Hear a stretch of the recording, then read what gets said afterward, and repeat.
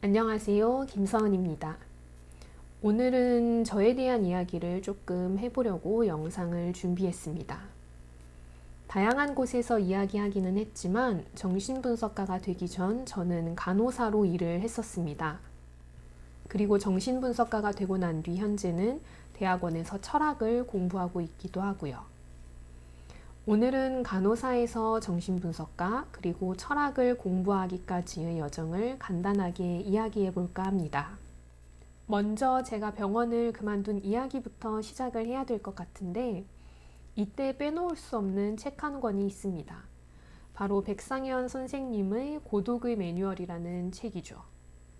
그 전에도 락강에 대해 관심을 가지고 공부를 하고 있었기 때문에 이 책을 알게 된 것이지만 결국 병원에서의 삶의 한계를 강하게 느꼈을 때 저를 퇴사로 이끈 책이 되었습니다. 궁금하신 분들은 한번 읽어보시면 좋을 것 같아요. 저처럼 잘 다니던 직장을 그만두고 삶의 전환을 겪을 계기가 될 수도 있으니까요. 이 책은 제가 지금도 한 번씩 펼쳐보는 책이기도 합니다. 병원을 그만두기 전에 많은 고민이 있었어요. 간호사라는 일을 좋아하기는 하지만 그만큼 회의감을 느끼기도 했고 병원이라는 테두리를 벗어나서 더 확장된 일을 하고 싶다는 생각이 맞물려 있던 때였으니까요. 그러던 차에 고독의 매뉴얼에 추동을 받아서 결국 병원을 그만두게 되었죠. 병원을 나오자마자 본격적으로 락강을 공부하기 시작했습니다. 그리고 교육 분석을 마치고 저는 락강 학파의 정신분석가가 되었죠. 간호사로 일을 할 때부터 인간에 대한 호기심이 있었는데 락강이 설명하는 방식이 저와 잘 맞았기 때문에 지속할 수 있었던 일이라고 생각합니다.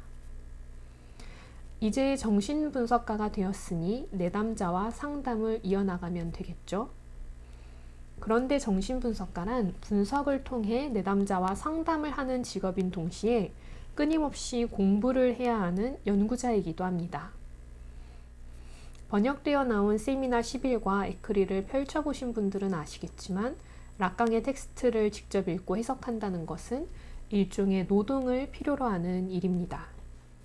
그러나 보다 근본적으로는 인간에 대한 더 깊은 이해를 하기 위해서 철학을 공부해야 한다는 필요성을 느끼게 되었습니다.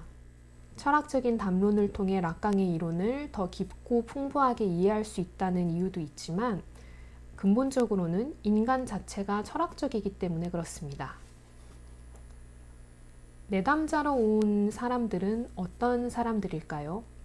일상적인 고민을 하는 것처럼 보이지만 보다 깊이 이야기를 듣다 보면 내담자들은 결국 자신의 존재가 흔들려서 오는 사람들입니다.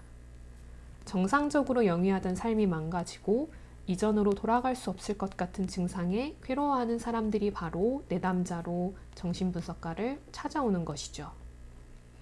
그래서 정신분석가는 상담을 통해 내담자를 소위 정상적이라고 불리는 삶으로 다시 이끄는 직업이 아니라 그의 이야기를 들어주고 함께 그의 존재를 고민하고 탐사하는 사람이어야만 한다고 생각해요.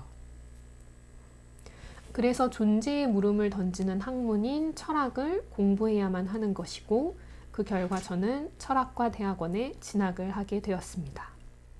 5, 6년에 걸쳐서 일어난 일련의 일들을 영상으로 만들기 위해서 짧게 요약해 보았는데요. 제 삶의 세세한 국면들을 모두 말씀드릴 수는 없지만 정신분석이 어떻게 삶을 새로움으로 이끌 수 있는가를 보여드릴 수 있을 것 같다고 생각을 했습니다. 그래서 오늘 영상을 준비했던 것이고 이만 마치도록 하겠습니다. 감사합니다.